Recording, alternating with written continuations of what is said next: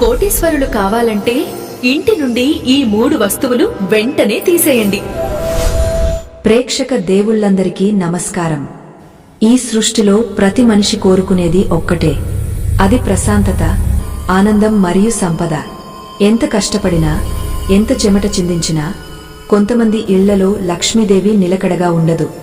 చేతికి వచ్చిన డబ్బు వచ్చినట్టే వచ్చి నీళ్లలా ఖర్చయిపోతూ ఉంటుంది. అసలు దీనికి కారణం ఏమిటి అని మీరు ఎప్పుడైనా ఆలోచించారా? మనం చేసే పూజలు, మనం చేసే వ్రతాలు అన్నీ బాగానే ఉంటాయి. కాని మనకు తెలియకుండానే మన ఇంట్లో మనం పెట్టుకున్న కొన్ని వస్తువులు మన పాలిట దరిద్ర దేవతలా మారిపోతాయి. అవును, ఇది నిజం. మన శాస్త్రాలు, మన పురాణాలు ఘోషిస్తున్న పరమ సత్యం ఇది. ఈరోజు ఈ కథనంలో మనం తెలుసుకోబోయే విషయాలు సాధారణమైనవి కావు. ఇవి సాక్షాత్తు ఆ మహాలక్ష్మి అమ్మవారు మన ఇంట స్థిర నివాసం ఏర్పరచుకోవాలంటే మనం పాటించవలసిన అతి ముఖ్యమైన నియమాలు. ముఖ్యంగా మన ఇంట్లో ఉండకూడని ఆ 3 వస్తువులు ఏమిటి, అవి ఎందుకు మన ఇంటికి అంతటి దరిద్రాన్ని తీసుకువస్తాయి అనే విషయాన్ని మనం చాలా లోతుగా ఒక అద్భుతమైన కథనం ద్వారా తెలుసుకుందాం. ఈ విషయాలు వింటున్నంతసేపు మీ మనసును పూర్తిగా ఈ కథనంపై లగ్నం చేయండి. ఎందుకంటే ఇందులో చెప్పబోయే ప్రతి మాట మీ జీవితాన్ని మార్చేయగలదు. మనం మన ఇంట్లో ఎంత శుభ్రత పాటిస్తామో ఆధ్యాత్మికంగా కూడా అంతే పవిత్రతను పాటించాలి. అప్పుడే ఆ సిరి సంపదలు మన సొంతమవుతాయి. ఈ అద్భుతమైన ప్రయాణాన్ని ప్రారంభించే ముందు ఒక చిన్న విన్నపం. ఇలాంటి ధార్మిక రహస్యాలు, మన సనాతన ధర్మంలోని గూఢమైన విషయాలు ఎప్పటికప్పుడు మీకు అందజేయాలన్నదే మా చిరు ప్రయత్నం. ఈ ప్రయత్నం మీకు నచ్చితే మీ అభిమానాన్ని మాకు తెలియజేయండి. అలాగే మా ఆధ్యాత్మిక ప్రపంచానికి మద్దతు ఇవ్వాలని మనస్ఫూర్తిగా కోరుకుంటున్నాము. ఈ కథనాన్ని సగం విని వదిలేయకండి. ఎందుకంటే సగం జ్ఞానం ఎప్పుడూ ప్రమాదమే. మీ జీవితంలో ఆర్థిక బాధలు తొలగిపోయి అష్ట ఐశ్వర్యాలు కలగాలంటే ఈ కథనాన్ని చివరి వరకు శ్రద్ధగా వినండి. ఇక ఆలస్యం చేయకుండా అసలు విషయంలోకి వెళ్దాం. పూర్వకాలంలో కాశీ నగరంలో ధర్మపాలుడు అనే ఒక వర్తకుడు ఉండేవాడు. పేరుకు తగ్గట్టే అతను చాలా ధర్మాత్ముడు. ఎప్పుడూ ఏదో ఒక దానం చేస్తూ ఉండేవాడు. అతని వ్యాపారం కూడా 3 పువ్వులు 6 కాయలుగా సాగుతూ ఉండేది. అతని ఇంట్లో సంపదకు కొదవలేదు. ఎటు చూసినా సిరి సంపదలతో ఆ ఇల్లు కళకళలాడుతూ ఉండేది. కాని కాలం ఎప్పుడూ ఒకేలా ఉండదు కదా. మెల్లమెల్లగా అతని పరిస్థితులు మారడం మొదలయ్యాయి. ఎంతో లాభాల్లో ఉన్న వ్యాపారం కాస్త నష్టాల బాట పట్టింది. నమ్మిన వాళ్లే మోసం చేయడం మొదలుపెట్టారు. ఇంట్లో ప్రశాంతత లోపించింది. భార్యాభర్తల మధ్య గొడవలు, పిల్లల అనారోగ్యం, ఇలా ఒకదాని తర్వాత ఒకటి సమస్యలు ఆ కుటుంబాన్ని చుట్టుముట్టాయి. ధర్మపాలుడికి ఏమీ అర్థం కాలేదు. నేను ఎవరికీ అన్యాయం చేయలేదు కదా, నాకెందుకు ఈ పరిస్థితి వచ్చింది అని రాత్రింబవళ్లు మదనపడేవాడు. ఎన్ని పూజలు చేసినా, ఎంతమంది జ్యోతిష్కులను కలిసినా పరిస్థితిలో మార్పు రాలేదు. ఆఖరికి అతని ఇల్లు కూడా అప్పుల పాలైపోయే పరిస్థితి వచ్చింది. సరిగ్గా అదే సమయంలో ఆ నగరానికి ఒక గొప్ప జ్ఞాని వచ్చారు. ఆయన పేరు సత్యానంద స్వామి. ఆయన త్రికాల జ్ఞాని అని, మనిషి ముఖం చూసి అతని జాతకాన్ని చెప్పగలరని ఆ ప్రాంతం అంతా ప్రచారంలో ఉంది. ఈ విషయం తెలుసుకున్న ధర్మపాలుడు ఆ స్వామీజీని ఆశ్రయించడమే తన చివరి మార్గం అని భావించాడు. వెంటనే ధర్మపాలుడు తన భార్యతో కలిసి ఆశ్రమానికి వెళ్లాడు. అక్కడ స్వామీజీ ధ్యానంలో ఉన్నారు. చాలాసేపటి తర్వాత స్వామీజీ కళ్ళు తెరిచారు. ధర్మపాలుడు ఆయన పాదాలపై పడి కన్నీరు మున్నీరుగా విలపించాడు. స్వామీ, నా పరిస్థితి ఇది. నేను ఎంతో ధర్మాన్ని ఆచరించాను. కాని ఈరోజు నాకు కట్టుకోవడానికి బట్టలు కూడా లేని పరిస్థితి వస్తోంది. నా ఇంట్లో లక్ష్మీదేవి ఎందుకు నిలవడం లేదు? నా తప్పు ఏమిటి అని అడిగాడు. స్వామీజీ చిరునవ్వుతో ధర్మపాలుడిని లేవనెత్తారు. నాయనా ధర్మపాల, నువ్వు ధర్మాన్ని ఆచరించావు, నిజమే. కాని నీకు తెలియకుండానే నీ నివాసంలో దరిద్ర దేవతను ఆహ్వానించావు అని చెప్పారు. ధర్మపాలుడు ఆశ్చర్యపోయాడు. స్వామీ, నేను దరిద్ర దేవతను ఆహ్వానించడమా? నా ఇంట్లో ఎప్పుడూ దీపారాధన జరుగుతుంది కదా, మరి ఆ తల్లి ఎందుకు ఆగ్రహించింది అని అమాయకంగా అడిగాడు. అప్పుడు స్వామీజీ ఇలా వివరించడం మొదలుపెట్టారు. నాయనా, మనం చేసే పూజలు మనల్ని కాపాడతాయి. కాని మన ఇంట్లో ఉండే కొన్ని వస్తువులు, కొన్ని పరిస్థితులు ఆ పూజల ఫలితాన్ని మనకు అందకుండా చేస్తాయి. ఒక చిల్లు పడిన కుండలో నీరు ఎంత పోసినా ఎలాగైతే నిలవదో, అలాగే కొన్ని దోషాలు ఉన్న ఇంట్లో సంపద ఎంత వచ్చినా నిలవదు. ఆ దోషాలు ఎక్కడో బయట లేవు, నీ ఇంట్లోనే, నీ కళ్ల ముందే ఉన్నాయి. కాని నువ్వు వాటిని గమనించడం లేదు. నువ్వు అనుమతిస్తే నేను ఒకసారి నీ ఇంటికి వచ్చి ఆ దోషాలు ఏమిటో నీకు ప్రత్యక్షంగా చూపిస్తాను అని అన్నారు స్వామీజీ. ధర్మపాలుడు సంతోషంగా అంగీకరించాడు. మరుసటి రోజు ఉదయాన్నే స్వామీజీ ధర్మపాలుడి ఇంటికి వచ్చారు. ఇంటి ముఖద్వారం చూడగానే స్వామీజీ ముఖంలో చిన్న మార్పు వచ్చింది. అయినా ఏమీ మాట్లాడకుండా లోపలికి అడుగుపెట్టారు. ఇల్లు చాలా విశాలంగా ఉంది. కాని ఎక్కడో తెలియని ఒక స్తబ్దత, ఒక బరువు ఆ ఇంట్లో ఆవరించి ఉన్నట్లు అనిపించింది. స్వామీజీ ఒక్కో గదిని పరిశీలిస్తూ ముందుకు సాగుతున్నారు. ధర్మపాలుడు, అతని భార్య భయభక్తులతో ఆయన వెనకే నడుస్తున్నారు. స్వామీజీ హాలులో ఉన్న ఒక పాత అలమర దగ్గర ఆగారు. ఆ అలమరలో రకరకాల వస్తువులు ఉన్నాయి. వాటిలో కొన్ని చాలా పాతవి, కొన్ని విరిగిపోయినవి కూడా ఉన్నాయి. స్వామీజీ వాటిని చూసి, నాయనా, మనిషికి ప్రాణం ఎంత ముఖ్యమో ఇంట్లో ఉండే వస్తువులకు కూడా ఒక శక్తి ఉంటుంది. దాన్ని మనం సానుకూల శక్తి లేదా ప్రతికూల శక్తి అని పిలుస్తాము. నువ్వు ఎప్పుడైతే పనికిరాని, విరిగిపోయిన, తుప్పు పట్టిన వస్తువులను మమకారంతో దాచుకుంటావో అప్పుడే నువ్వు దరిద్రానికి ద్వారాలు తెరిచినట్టు లెక్క అని చెప్పారు. ధర్మపాలుడు ఆ మాటలకు అర్థం తెలియక అయోమయంగా చూశాడు. అప్పుడు స్వామీజీ ఆ అలమరలో ఉన్న ఒక పగిలిపోయిన అద్దాన్ని చూపించారు. చూడు ధర్మపాల, ఈ అద్దం పగిలిపోయి ఎన్ని రోజులైంది అని అడిగారు. ధర్మపాలుడు తడబడుతూ, స్వామీ, అది మా తాతగారి కాలం నాటి అద్దం. అందుకే దాన్ని తీసేయడానికి మనసు రాక అలా ఉంచేశాము అని చెప్పాడు. అప్పుడు స్వామీజీ గంభీరంగా ఇలా అన్నారు, నాయనా, అద్దం అనేది సాక్షాత్తు లక్ష్మీ స్వరూపం. అది స్వచ్ఛంగా ఉంటే మన ప్రతిబింబం స్వచ్ఛంగా కనిపిస్తుంది. కాని పగిలిన అద్దం మన రూపాన్ని ముక్కలు ముక్కలుగా చూపిస్తుంది. అలాగే అది మన ఇంటికి వచ్చే అదృష్టాన్ని కూడా ముక్కలు చేస్తుంది. పగిలిన అద్దం నుంచి వెలువడే ఆ చెడు తరంగాలు ఇంట్లో ఉన్నవారి మనశ్శాంతిని దెబ్బతీస్తాయి. భార్యాభర్తల మధ్య అకారణమైన గొడవలకు అదే మూల కారణం. ఇది కేవలం ఒక ఉదాహరణ మాత్రమే. ఇలాంటివి నీ ఇంట్లో ఇంకా చాలా ఉన్నాయి. అవి నీకు సాధారణంగా కనిపించవచ్చు, కాని అవే నీ కొంప ముంచుతున్నాయి. నేను ఇప్పుడు నీకు 3 ప్రధానమైన వస్తువుల గురించి చెబుతాను. ఇవి గనుక ఇంట్లో ఉంటే సాక్షాత్తు శ్రీమన్నారాయణుడు దిగివచ్చినా ఆ ఇంట్లో ఐశ్వర్యం నిలవదు. ఇది చాలా జాగ్రత్తగా విను అని స్వామీజీ చెప్పడం మొదలుపెట్టారు. ధర్మపాలుడు, అతని భార్య ఊపిరి బిగబట్టి వింటున్నారు. మొదటిది, చాలా మందికి తెలియని ఒక భయంకరమైన విషయం. అదేంటంటే విరిగిపోయిన లేదా ఖండించబడిన విగ్రహాలు మరియు చిరిగిపోయిన పవిత్ర గ్రంథాలు. స్వామీజీ ధర్మపాలుడిని పూజా గదిలోకి తీసుకువెళ్లారు. అక్కడ దేవుడి పటాలు, విగ్రహాలు చాలా ఉన్నాయి. కాని వాటిలో ఒక మూల ఒక చిన్న రాతి విగ్రహం చేయి విరిగిపోయి ఉంది. దానికి పసుపు రాసి పూజ చేస్తున్నారు. స్వామీజీ దాన్ని చూడగానే నిట్టూర్చారు. ధర్మపాల, మన శాస్త్రాల ప్రకారం భగవంతుడి విగ్రహం అనేది పరిపూర్ణంగా ఉండాలి. విగ్రహం అంటేనే శక్తికి ప్రతిరూపం. ఎప్పుడైతే ఒక విగ్రహం విరిగిపోతుందో అందులోని ప్రాణశక్తి లోపిస్తుంది. అలాంటి విగ్రహాన్ని ఇంట్లో ఉంచుకుని పూజించడం వల్ల పుణ్యం రాకపోగా తీవ్రమైన దోషం కలుగుతుంది. అలాగే చాలామంది ఇళ్లలో చిరిగిపోయిన భగవద్గీత పుస్తకాలు, రామాయణ గ్రంథాలు ఉంటాయి. వాటిని పారేయలేక అలాగే బీరువాల్లో దాచుకుంటారు. అక్షరం బ్రహ్మ స్వరూపం.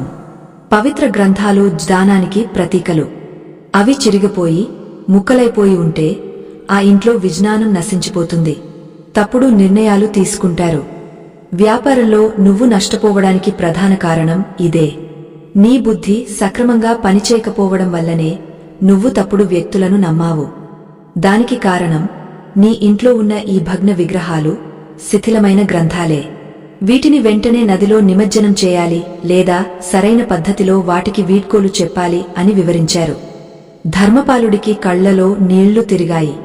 తెలియక చేసిన తప్పు ఇంత పెద్ద శిక్ష వేస్తుందా స్వామి అని వాపోయాడు. దానికి స్వామీజీ, తెలియక విషం తాగినా ప్రాణం పోతుంది కదా నాయనా, అందుకే తెలుసుకోవాలి.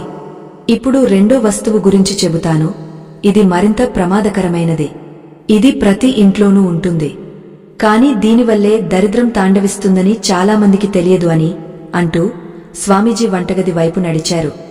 వంటగది అనేది ఇంటికి గుండెకాయ లాంటిది.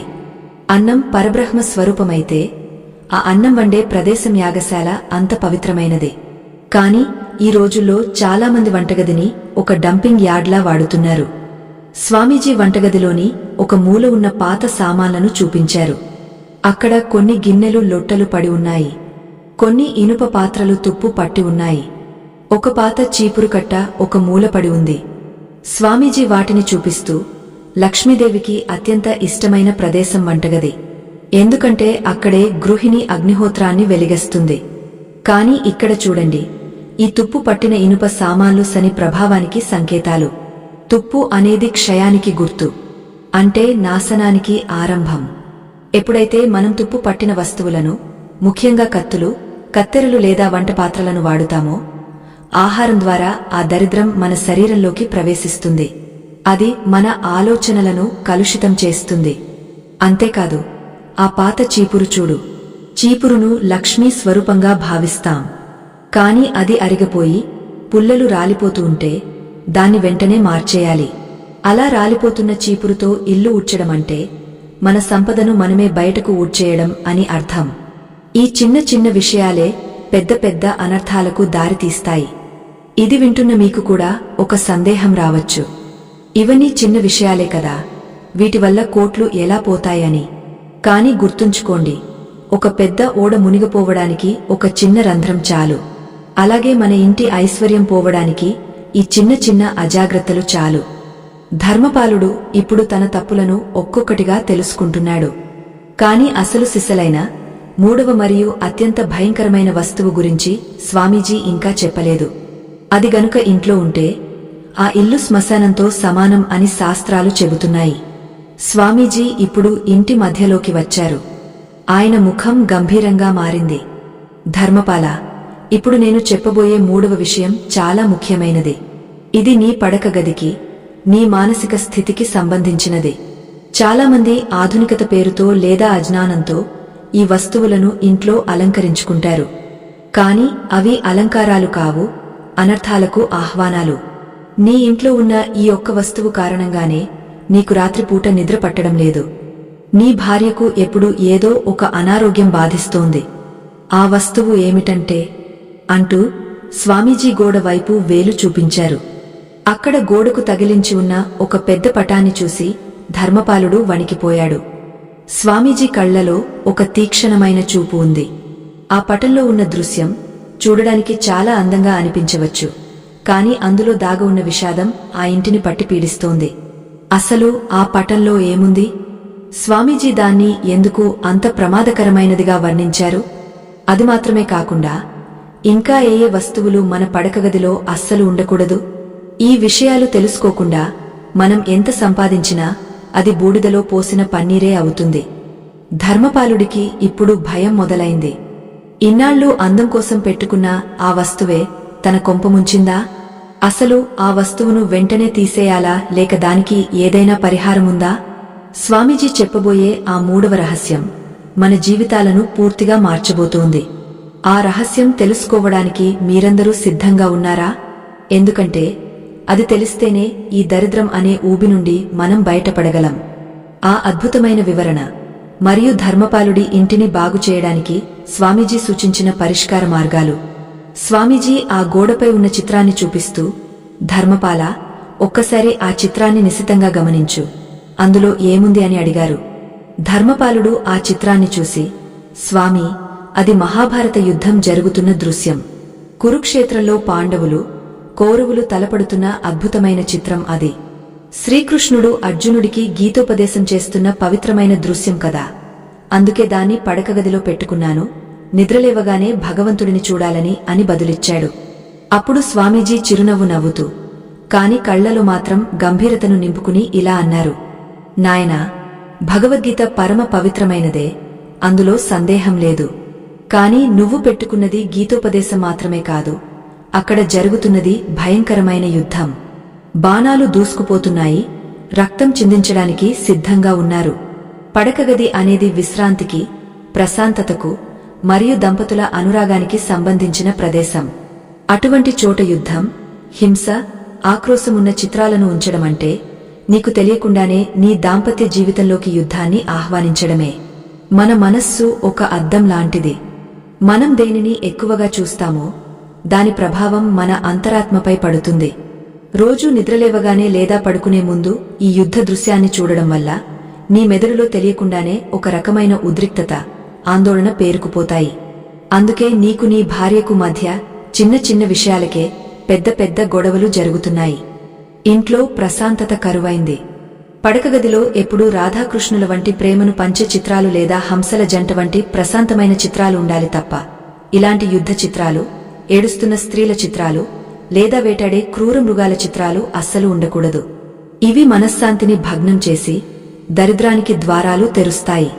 ధర్మపాలుడు ఒక్కసారిగా ఉలిక్కిపడ్డాడు.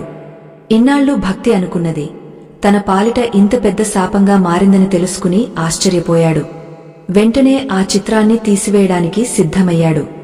అప్పుడు స్వామీజీ ఆపుతూ, తొందరపడకు ధర్మపాల, కేవలం ఆ చిత్రం మాత్రమే కాదు, దానికి కింద ఉన్న ఆ గడియారాన్ని కూడా చూడు అని అన్నారు. ధర్మపాలుడు ఆ గడియారం వైపు చూశాడు. అది ఆగిపోయి చాలా కాలం అయినట్లుంది. దుమ్ము పట్టి ముల్లులు కదలడం లేదు. స్వామీజీ ఆ గడియారాన్ని చూపిస్తూ, కాలం ఎప్పుడూ ప్రవహిస్తూ ఉండాలి. ఆగిపోయిన గడియారం అంటే ఆగిపోయిన అదృష్టం అని అర్థం. వాస్తుశాస్త్రం ప్రకారం ఇంట్లో ఆగిపోయిన గడియారాలు, పనిచేయని ఎలక్ట్రానిక్ వస్తువులు ఉండడం అనేది అత్యంత ప్రమాదకరం. ఇవి రాహువు యొక్క ప్రభావాన్ని పెంచుతాయి. నీ ఇంట్లో ప్రగతి ఎందుకు ఆగిపోయిందో ఇప్పుడు అర్థమైందా? నీ సమయం బాగోలేదు అని నువ్వు అనుకుంటున్నావు, కాని నీ ఇంట్లోనే నువ్వు సమయాన్ని బంధించి ఉంచావు. ఆగిపోయిన గడియారం మృత్యువుకు సంకేతం అని పెద్దలు ఊరికే అనలేదు. అది ఇంట్లో ప్రాణశక్తిని స్తంభింపజేస్తుంది. వెంటనే దాన్ని బాగుచేయించు లేదా పారేయి అని ఆజ్ఞాపించారు. ధర్మపాలుడు వణికిపోతూ వెంటనే ఆ యుద్ధ చిత్రాన్ని, ఆగిపోయిన గడియారాన్ని, వంటగదిలోని తుప్పు పట్టిన సామాన్లను, పూజ గదిలోని విరిగిన విగ్రహాన్ని అన్నింటినీ పనివాళ్ల సహాయంతో బయట పారేయించాడు. అవన్నీ ఇంటి బయటకు వెళ్లగానే ఆశ్చర్యకరంగా ఆ ఇంట్లో ఏదో తెలియని వెలుతురు వచ్చినట్లు, గాలి తేలికగా మారినట్లు అనిపించింది. ఒక రకమైన బరువు దిగిపోయిన భావన ధర్మపాలుడికి, అతని భార్యకు కలిగింది. స్వామీజీ వారి ముఖాల్లో వచ్చిన మార్పును గమనించి, చూశావా ధర్మపాల, దరిద్రాన్ని బయటకు పంపగానే ఇల్లు ఎంత ప్రశాంతంగా మారిందో. కాని పని ఇంకా పూర్తి కాలేదు. ఇల్లు ఖాళీ అయింది. కాని ఇన్నాళ్లు ఆ వస్తువుల వల్ల ఏర్పడిన ప్రతికూల తరంగాలింకా గోడల్లో, మూలల్లో దాగ ఉన్నాయి. ఒక పాత్రలో విషముంటే విషాన్ని పారబోస్తే సరిపోదు, ఆ పాత్రను శుభ్రంగా కడగాలి. లేకపోతే ఆ పాత్రలో మళ్లీ పాలు పోసినా అవి విషంగానే మారుతాయి. అలాగే ఇప్పుడు నీ ఇంటిని, నీ ఇంటి అణువణువును శుద్ధి చేయాలి. అప్పుడే లక్ష్మీదేవి కాలు మోపుతుంది అని చెప్పారు. ధర్మపాలుడు చేతులు జోడించి, స్వామీ, ఆ శుద్ధి కార్యక్రమం ఎలా చేయాలో సెలవివ్వండి. మీరు ఏం చెబితే అది చేస్తాను. నా ఇంటిని మళ్లీ దేవాలయంలా మారుస్తాను అని వేడుకున్నాడు. అప్పుడు స్వామీజీ, నాయనా, ఇంటిని శుద్ధి చేయడానికి ఖరీదైన హోమాలు, యాగాలు చేయనవసరం లేదు. మన ప్రకృతిలో లభించే కొన్ని అద్భుతమైన పదార్థాలకు ఆ శక్తి ఉంది. ముఖ్యంగా సముద్ర గర్భం నుండి పుట్టిన ఒక పవిత్రమైన వస్తువుకు దరిద్రాన్ని లాగేసుకునే శక్తి ఉంది. అది ప్రతి ఇంట్లోనూ ఉంటుంది. కాని దాన్ని ఎలా వాడాలో చాలామందికి తెలియదు. ఇప్పుడు నేను చెప్పబోయే ఈ ప్రక్రియను లవణ చికిత్స లేదా ఉప్పుతో చేసే శుద్ధి క్రియ అంటారు. కాని ఇది మనం వంటలో వాడే మామూలు ఉప్పుతో చేసేది కాదు. దీనికి ఒక ప్రత్యేకమైన పద్ధతి ఉంది. ఈ రోజు సాయంత్రం సూర్యాస్తమయమైన తర్వాత గోధూళి వేళలో ఈ ప్రక్రియను మొదలుపెట్టాలి. దీనికోసం నువ్వు సిద్ధం చేసుకోవాల్సిన వస్తువులు, పాటించాల్సిన నియమాలు చాలా ఖచ్చితంగా ఉండాలి. ఏమాత్రం పొరపాటు జరిగినా ఫలితం దక్కదు. ఇది కేవలం ఇంటిని శుభ్రం చేయడం మాత్రమే కాదు, నీ ఇంటి చుట్టూ ఒక అదృశ్య రక్షణ కవచాన్ని ఏర్పరచడం. స్వామీజీ తన సంచిలో నుండి ఒక చిన్న మూటను తీశారు. అందులో కొన్ని నల్లటి గింజలు, మరికొన్ని వింతైన మూలికలు ఉన్నాయి. వీటిని చూపిస్తూ, ధర్మపాల, ఈ రోజు రాత్రి మనం ఒక చిన్న ప్రయోగం చేయబోతున్నాం. ఇది జరిగిన మరుసటి క్షణం నుండి నీ ఇంట్లో ధన ప్రవాహం ఎలా మొదలవుతుందో నువ్వే చూస్తావు. కాని ఈ ప్రయోగం చేసేటప్పుడు ఇంట్లో ఎవరు గట్టిగా మాట్లాడకూడదు. ముఖ్యంగా ఏడుపులు, పెడబొబ్బలు అసలే ఉండకూడదు. ఎందుకంటే మనం ఇప్పుడు ఆహ్వానించబోయే శక్తి చాలా సాత్వికమైనది. అసలు ఆ ఉప్పుతో చేయాల్సిన తంతు ఏమిటి? ఆ నల్లటి గింజలు ఏంటి? సాయంత్రం 6 గంటల తర్వాత ఇంటి మూలల్లో ఏముంచాలి? స్వామీజీ చెప్పబోయే ఆ రహస్య పరిహారం కేవలం ధర్మపాలుడికే కాదు, ఆర్థిక కష్టాల్లో ఉన్న ప్రతి ఒక్కరికీ ఒక సంజీవని లాంటిది. ఆ పరిహారం చేసిన రాత్రే ధర్మపాలుడికి ఒక విచిత్రమైన కల వచ్చింది. ఆ కలలో ఒక ముత్తైదువ తన ఇంటి గడప దాటి లోపలికి వస్తున్నట్లు కనిపించింది. అది సాక్షాత్తు లక్ష్మీదేవి రాకకు సంకేతమా? అసలు ఆ రాత్రి ఏం జరిగింది? సూర్యుడు అస్తమించాడు. ఆకాశంలో నక్షత్రాలు ఇప్పుడిప్పుడే తొంగ చూస్తున్నాయి. ధర్మపాలుడి ఇంట్లో వాతావరణం అంతా నిశ్శబ్దంగా, ఏదో తెలియని ఉత్కంఠతో నిండి ఉంది. స్వామీజీ చెప్పినట్లుగానే ధర్మపాలుడి భార్య ఒక కొత్త ప్యాకెట్ కల్లు ఉప్పును 4 చిన్న గాజు గిన్నెలను తీసుకువచ్చి అక్కడ పెట్టింది. స్వామీజీ ఆ గిన్నెలను చూసి తల పంకించారు. నాయనా, గుర్తుపెట్టుకో, ఈ పరిహారానికి ఎప్పుడు గాజు పాత్రలనే వాడాలి. ఎందుకంటే గాజు రాహువుకు ప్రతీక, ఉప్పు చంద్రుడికి ప్రతీక. ఈ రెండు కలిసినప్పుడు ఇంట్లో ఉన్న ప్రతికూల శక్తిని లాగేసుకునే ఒక అయస్కాంత క్షేత్రం తయారవుతుంది. పొరపాటున కూడా స్టీలు గిన్నెలలో కాని, ప్లాస్టిక్ గిన్నెలలో కాని ఉప్పును వేయకూడదు అని హెచ్చరించారు. ఆ తర్వాత స్వామీజీ ఆ 4 గాజు గిన్నెలలో పిడికెడు కల్లు ఉప్పును వేశారు. ఆ ఉప్పు మీద 4 లవంగాలను నిలబెట్టినట్లుగా గుచ్చారు. ధర్మపాలుడిని పిలిచి, నాయనా, ఈ 4 గిన్నెలను తీసుకువెళ్లి నీ ఇంటికి ఉన్న 4 ప్రధాన మూలల్లో పెట్టాలి. ముఖ్యంగా నైరుతి మూల అంటే మాస్టర్ బెడ్రూంలో ఒకటి, ఈశాన్యంలో ఒకటి ఖచ్చితంగా ఉండాలి. వీటిని పెట్టేటప్పుడు మనసులో, నా ఇంట్లో ఉన్న దరిద్రం, అనారోగ్యం, నరదోష అంతా ఈ ఉప్పు లాగేసుకోవాలి అని గట్టిగా సంకల్పించుకో అని చెప్పారు. ధర్మపాలుడు స్వామీజీ చెప్పినట్టే భక్తి శ్రద్ధలతో ఆ గిన్నెలను 4 మూలల్లో పెట్టాడు. ఆ రాత్రి ఎవరికీ నిద్ర పట్టినట్టు లేదు, ఒక్క స్వామీజీకి తప్ప. ఆయన చాలా ప్రశాంతంగా నిద్రపోయారు. ధర్మపాలుడు మాత్రం మంచం మీద అటూ ఇటూ దొర్లుతూ, అసలు ఏం జరుగుతుందో అని ఆలోచిస్తూ ఎప్పుడో నిద్రలోకి జారుకున్నాడు. అర్ధరాత్రి దాటాక బ్రహ్మ ముహూర్తం దగ్గర పడుతున్న సమయంలో ధర్మపాలుడికి ఆ అద్భుతమైన కల వచ్చింది. కలలో ఎవరో తలుపు తట్టిన చప్పుడు వినిపించింది. వెళ్లి తలుపు తీస్తే బయట ఒక దివ్యమైన తేజస్సుతో వెలిగిపోతున్న స్త్రీ నిలబడి ఉంది. ఆమె ఒంటి నిండా బంగారు ఆభరణాలు, నుదుట పెద్ద కుంకుమ బొట్టు, చేతిలో పసుపు కుంకుమల పల్లెముంది. ఆమె చిరునవ్వుతో, నేను లోపలికి రావచ్చా అని అడగకుండానే నేరుగా ఇంట్లోకి నడిచి వచ్చింది. ఆమె నడిచిన చోటల్లా పద్మాలు పూస్తున్నట్లుగా అనిపించింది. ధర్మపాలుడు ఆనందంతో ఆమె కాళ్లమీద పడబోతుండగా మెలకువ వచ్చింది. లేచి చూసేసరికి తెల్లవారింది. కోడి కూస్తోంది. ధర్మపాలుడి మనసు ఎందుకో చాలా తేలికగా, ఉల్లాసంగా అనిపించింది. ఇన్ని రోజులుగా ఉన్న బరువు గుండె మీద నుంచి దిగపోయినట్లు ఉంది. స్వామీజీ అప్పటికే లేచి స్నానం చేసి సిద్ధంగా ఉన్నారు. ధర్మపాలుడు పరుగున వెళ్లి స్వామీజీ కాళ్లకు నమస్కరించి తన కల గురించి చెప్పాడు. స్వామీజీ చిరునవ్వుతో, నాయనా, అది కల కాదు, రాబోయే కాలానికి సంకేతం. నీ ఇల్లు ఇప్పుడు శుభ్రపడింది. ఆ తల్లి నీ ఇంటికి రావడానికి మార్గం సుగమమయ్యింది. అయితే ముందుగా ఆ మూలల్లో పెట్టిన ఉప్పు గిన్నెలను తీసుకురా.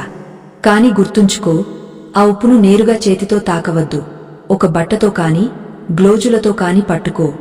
ఎందుకంటే రాత్రంతా అది నీ ఇంట్లో ఉన్న విషాన్ని పీల్చుకుంది.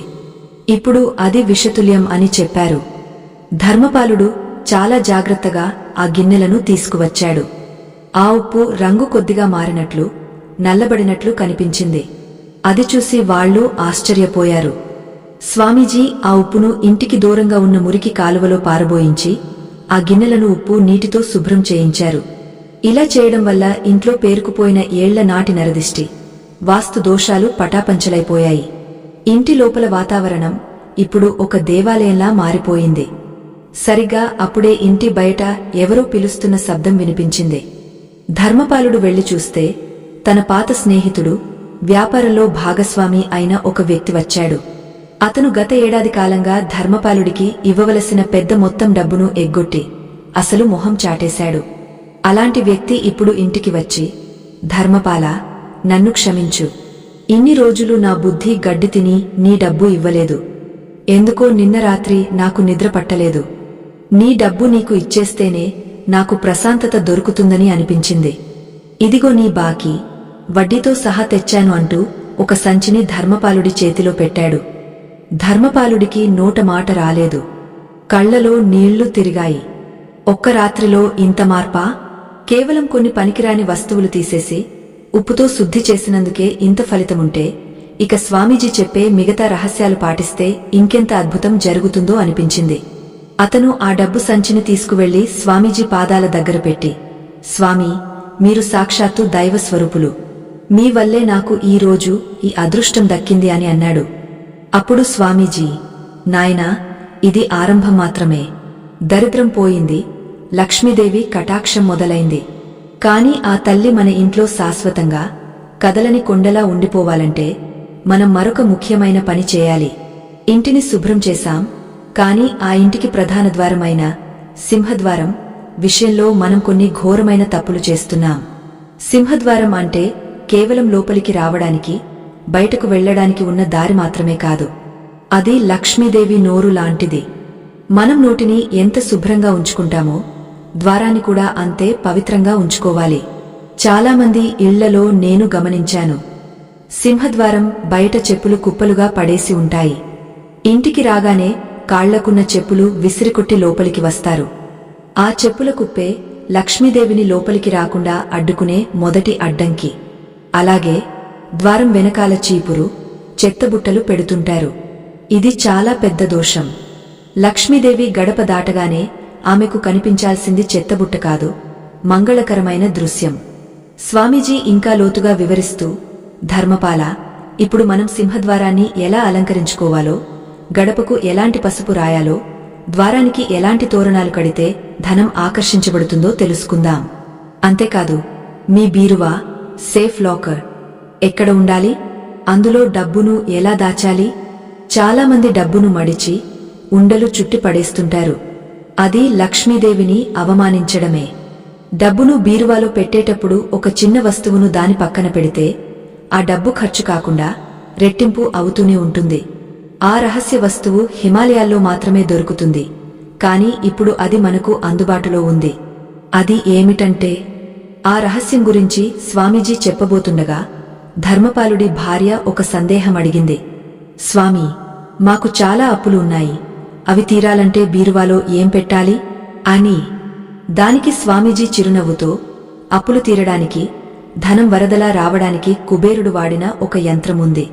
దాన్ని మనం మన చేతులతోనే తయారు చేసుకోవచ్చు. అది ఎలా చేయాలో ఇప్పుడు చెబుతాను వినండి అని ఉపక్రమించారు. ఆ కుబేర రహస్యం మరియు సింహద్వారానికి చేయవలసిన ఆ ప్రత్యేక అలంకరణ ఏమిటి? స్వామీజీ సింహద్వారం వైపు నడుస్తూ, ధర్మపాల, మన శరీరానికి నోరు ఎంత ముఖ్యమో ఇంటికి ఈ సింహద్వారం అంత ముఖ్యం. మనం తీసుకునే ఆహారం నోటి ద్వారానే శరీరంలోకి వెళుతుంది. అది మంచిదైతే ఆరోగ్యం, చెడ్డదైతే అనారోగ్యం. అలాగే ఇంటికి వచ్చే సకల సంపదలు, అష్ట ఐశ్వర్యాలు ఈ ద్వారం గుండానే లోపలికి రావాలి. కాని దురదృష్టవశాత్తు చాలామందికి తెలియక చేసే చిన్న చిన్న తప్పులు ఆ సంపదను గుమ్మం బయటే ఆపేస్తున్నాయి.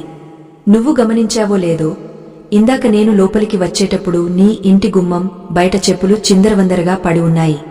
లక్ష్మీదేవి ఎప్పుడు కూడా శుభ్రతను కోరుకుంటుంది.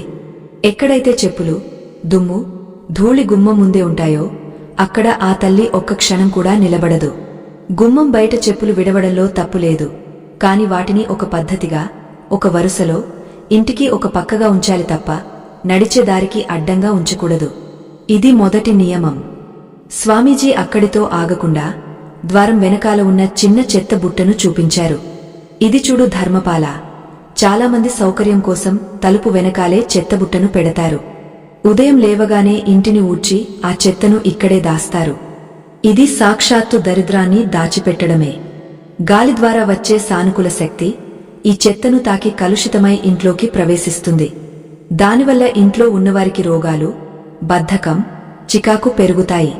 తలుపు వెనకాల ఎప్పుడూ ఖాళీగా, శుభ్రంగా ఉండాలి. అసలు తలుపు తీసినప్పుడు వేసినప్పుడు కిర్రుమనే శబ్దం అస్సలు రాకూడదు. ఆ శబ్దాన్ని ద్వారరోదన అంటారు. అంటే ఇంటి ద్వారం ఏడుస్తున్నట్లు లెక్క. ఏ ఇంట్లో అయితే తలుపులు శబ్దం చేస్తాయో ఆ ఇంట్లో నిత్యం గొడవలు జరుగుతూనే ఉంటాయి. ప్రశాంతత అనేది ఉండదు. కాబట్టి వెంటనే ఆ తలుపులకు నూనె రాయించి ఆ శబ్దం రాకుండా చూసుకో అని గట్టిగా చెప్పారు. ధర్మపాలుడికి ఇప్పుడు అర్థమైంది తన ఇంట్లో ఎందుకు ఎప్పుడూ గొడవలు జరుగుతుంటాయో. అతను వెంటనే ఆ చెత్తబుట్టను తీయించి పనివాడిని పిలిచి తలుపులకు మరమ్మతులు చేయించాడు. స్వామీజీ సంతోషించి, ఇప్పుడు అసలైన రహస్యం చెబుతాను విను. ప్రతిరోజూ ఉదయం లేవగానే ఇంటి ఇల్లాలు ముఖం కడుక్కుని ముందుగా చేయవలసిన పని బిందెడు నీళ్లలో కొంచెం పసుపు వేసి ఆ నీళ్లను ఇంటి గుమ్మం బయట చల్లాలి. ఆ తర్వాత గడపకు పసుపు రాసి కుంకుమ బొట్లు పెట్టాలి. గడప అనేది సాక్షాత్తు లక్ష్మీ స్వరూపం. ఎవరైతే గడపను పూజిస్తారో వారి ఇంట్లోకి దుష్టశక్తులు ప్రవేశించలేవు. కాని ఈ రోజుల్లో గడప మీద నిలబడటం, గడప మీద కూర్చుని భోజనం చేయడం, తుమ్మడం లాంటివి చేస్తున్నారు. ఇవి చాలా పెద్ద దోషాలు. గడపను ఎప్పుడూ తొక్కకూడదు, దాటాలి. ఇది మన పూర్వీకులు నేర్పిన సంస్కారం. దాన్ని మనం మర్చిపోయాం కాబట్టే ఇన్ని కష్టాలు అని వివరించారు. ఇప్పుడు అందరూ ఎదురుచూస్తున్న సమయం ఆసన్నమైంది. అదే బీరువా రహస్యం. స్వామీజీ ధర్మపాలుడిని పడకగదిలోకి తీసుకువెళ్లారు. అక్కడ బీరువా ఆగ్నేయ మూలలో ఉంది. స్వామీజీ దాన్ని చూసి, నాయనా, ఇది అగ్నిస్థానం. ఇక్కడ డబ్బు పెడితే అది కాలిబూడిదైనట్టే. అంటే అనవసరమైన ఖర్చులైపోతాయి, ఆసుపత్రి పాలవుతాయి. బీరువా ఎప్పుడూ నైరుతి మూల ఉండాలి. అది తెరిచినప్పుడు ఉత్తరం వైపు చూసేలా ఉండాలి. ఉత్తరం కుబేరుడి స్థానం. ఎప్పుడైతే బీరువా ఉత్తరం వైపు తెరుచుకుంటుందో అప్పుడు కుబేరుడి దృష్టి నేరుగా నీ ధనం మీద పడుతుంది.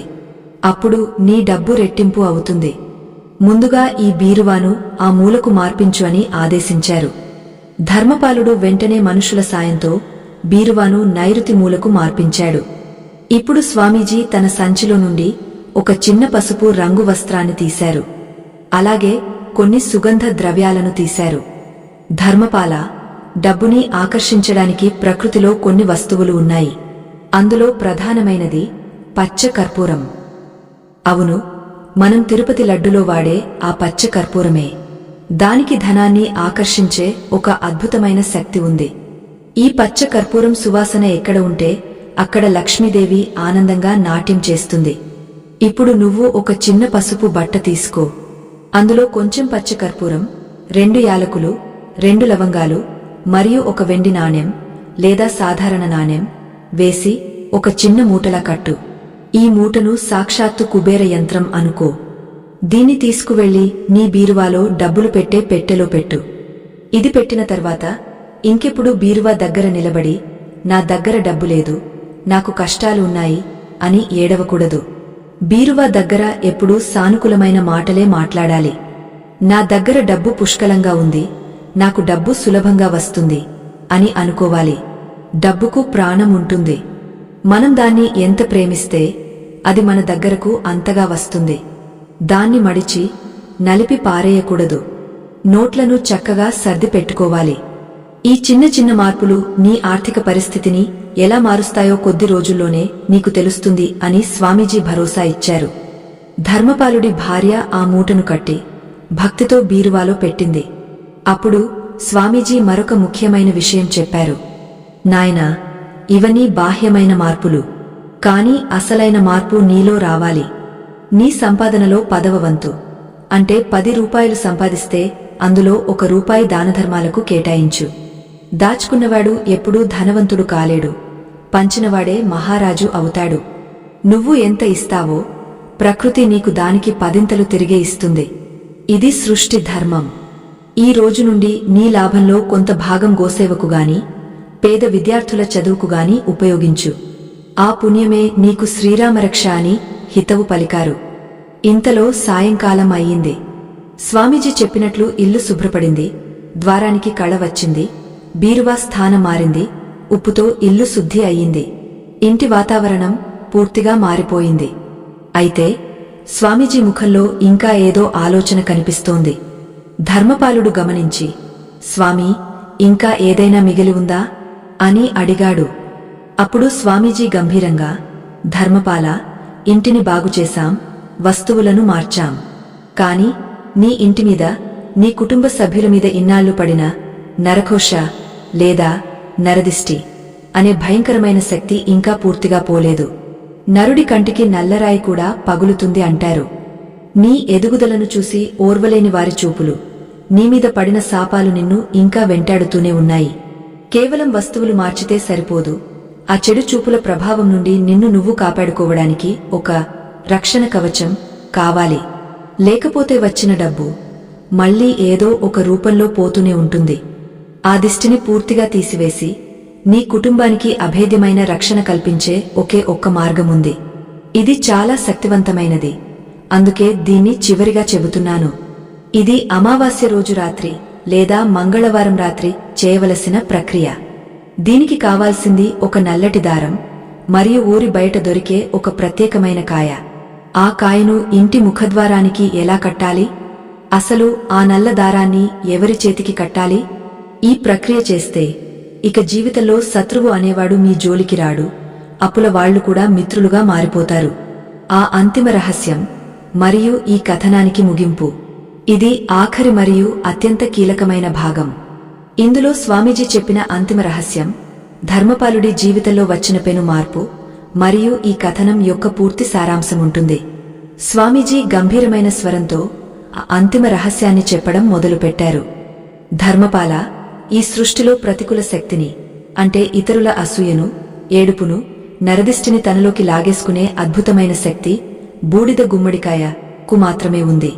ఇది సామాన్యమైన కూరగాయ కాదు. దీనికి ప్రాణశక్తిని గ్రహించే గుణం ఉంది.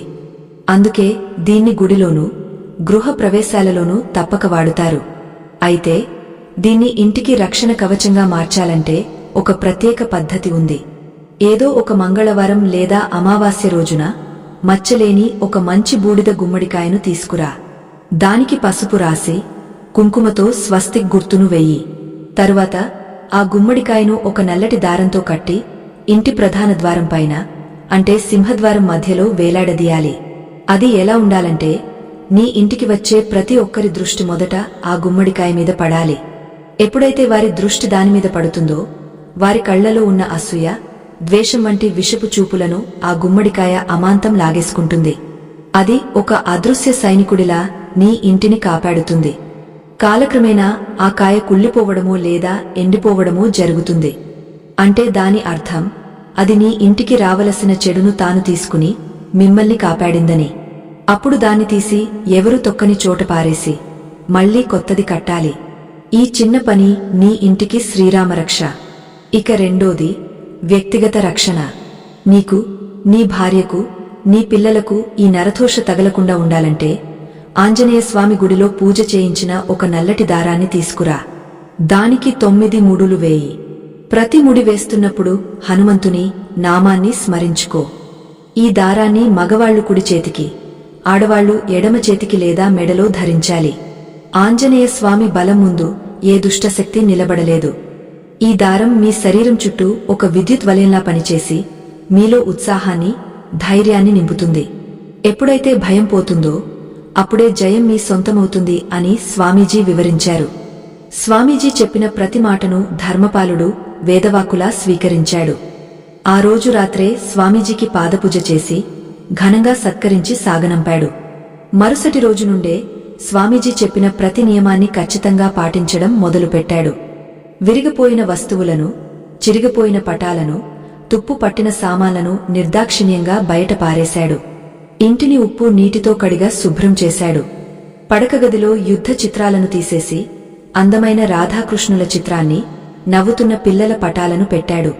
సింహద్వారానికి బూడిద గుమ్మడికాయను కట్టాడు. బీరువాలో పచ్చ కర్పూరముంచాడు. రోజులు గడుస్తున్నాయి. మొదటి వారం పెద్దగా మార్పు కనిపించలేదు. కాని ధర్మపాలుడి మనసులో మాత్రం ఏదో తెలియని ప్రశాంతత ఏర్పడింది. నిద్రలేవగానే ఉండే చికాకులు పోయి ఉత్సాహం వచ్చింది. భార్యాభర్తల మధ్య గొడవలు పూర్తిగా తగ్గిపోయాయి. సరిగ్గా నెల తిరిగేసరికి అద్భుతాలు జరగడం మొదలయ్యాయి. ఇన్నాళ్లు నిలిచిపోయిన వ్యాపార ఒప్పందాలు ఒక్కొక్కటిగా మళ్లీ మొదలయ్యాయి.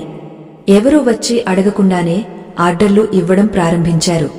పాత బాకీలు వసూలు అయ్యాయి. చేతిలో డబ్బు నిలవడం మొదలైంది. ఆశ్చర్యకరంగా ధర్మపాలుడి భార్య ఆరోగ్యం కూడా పూర్తిగా కుదుటపడింది. ఆ ఇంటికి మళ్లీ పూర్వ వైభవం వచ్చింది. కళకళలాడే లక్ష్మీదేవి ఆ ఇంట్లో స్థిరపడింది. 6 నెలల తర్వాత ధర్మపాలుడు ఇప్పుడు ఆ నగరంలోనే అత్యంత ధనవంతుడైన వర్తకుడిగా పేరు తెచ్చుకున్నాడు. కాని ఈసారి అతనికి గర్వం లేదు. స్వామీజీ చెప్పినట్లుగా తన సంపాదనలో కొంత భాగాన్ని పేదలకు, గోసేవకు ఖర్చు చేస్తున్నాడు. ఒకనాడు అతను తన విశాలమైన భవనంలో కూర్చుని గతంలో తాను పడ్డ కష్టాలను, స్వామీజీ రాకను తలచుకుని కన్నీళ్లు పెట్టుకున్నాడు. తన కష్టాలన్నీ కేవలం తన అజ్ఞానం వల్లే వచ్చాయని, తన ఇంట్లో ఉన్న దోషాలే తనను దెబ్బతీశాయని పూర్తిగా అర్థం చేసుకున్నాడు. ఇప్పుడు అతని ఇల్లు ఒక దేవాలయంలా పవిత్రంగా, ప్రశాంతంగా ఉంది. మిత్రులారా, ఈ కథలో ధర్మపాలుడు ఎవరో కాదు, మనమే. మనందరి ఇళ్లలోనూ ఇలాంటి చిన్న చిన్న తప్పులు జరుగుతూనే ఉంటాయి. మనం వాటిని గమనించం. డబ్బు సంపాదించడమే ముఖ్యమనుకుంటాం. కాని ఆ డబ్బు నిలవాలంటే దానికి తగిన వాతావరణం కల్పించాలని మర్చిపోతాం. ఈ రోజు మనం తెలుసుకున్న ఈ 3 ప్రధాన విషయాలను ఒక్కసారి గుర్తు చేసుకుందాం. మొదటిది, ప్రాణం లేని, విరిగిపోయిన విగ్రహాలు, చిరిగిపోయిన గ్రంథాలు మరియు పగిలిన అద్దాలు. ఇవి మన దురదృష్టానికి తొలిమెట్టు. వీటిని వెంటనే తొలగించాలి. రెండవది, తుప్పు పట్టిన ఇనుము, పాడైపోయిన ఎలక్ట్రానిక్ వస్తువులు, ఆగపోయిన గడియారాలు. ఇవి మన ప్రగతిని అడ్డుకునే శని గ్రహానికి సంకేతాలు. ఇవి ఇంట్లో ఉంటే దారిద్ర్యం తాండవిస్తుంది. మూడవది మరియు అత్యంత ముఖ్యమైనది, మన మనసును కలవరపెట్టే హింసాత్మకమైన చిత్రాలు, యుద్ధ దృశ్యాలు, ఏడుస్తున్న ముఖాలు. ఇవి మనశ్శాంతిని దెబ్బతీసి కుటుంబంలో గొడవలకు కారణమవుతాయి. వీటి స్థానంలో ప్రశాంతతను, ప్రేమను పంచే చిత్రాలను ఉంచాలి. వీటితో పాటు ఇంటిని ఉప్పుతో శుద్ధి చేయడం, సింహద్వారాన్ని పవిత్రంగా ఉంచుకోవడం, బీరువాలో సుగంధ ద్రవ్యాలు ఉంచడం మరియు నరదిష్టి నుండి రక్షణ పొందడం. ఇవి మూఢనమ్మకాలు కావు. ఇవి మన పూర్వీకులు, మన ఋషులు మనకు అందించిన గొప్ప విజ్ఞానం. మన ఇంటిని మనం ఎంత ప్రేమిస్తే ఆ ఇల్లు మనల్ని అంతగా కాపాడుతుంది. లక్ష్మీదేవి అంటే కేవలం డబ్బు మాత్రమే కాదు. ఆరోగ్యం, ఆనందం, ప్రశాంతత, మంచి సంతానం, ఇవన్నీ కలిస్తేనే నిజమైన ఐశ్వర్యం.